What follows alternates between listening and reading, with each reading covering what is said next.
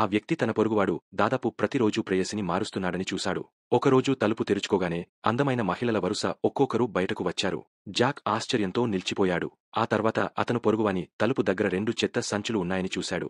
వాటిని తెరచి చూడగా లోపల విచిత్రమైన ఖాళీ డబ్బాలు కనిపించాయి. ఆ డబ్బాలపై బ్యూటీ క్యాన్స్ అని రాసి ఉంది. ప్రతి డబ్బాపై ఒక మహిళ పేరు మరియు శరీర కొలతలు గుర్తించబడ్డాయి.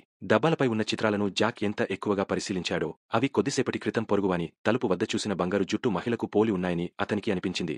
ఆ క్షణం నుంచే జాక్ ఆ విషయం గురించి ఆలోచించడం ఆపలేకపోయాడు. పొరుగువాడు ఇంట్లో లేని సమయంలో అతను దొంగచాటుగా అతని అపార్ట్మెంట్లోకి ప్రవేశించాడు. అతని ఆశ్చర్యానికి బాల్కనీ అంతా మహిళల లోదుస్తులతో నిండిపోయి ఉంది.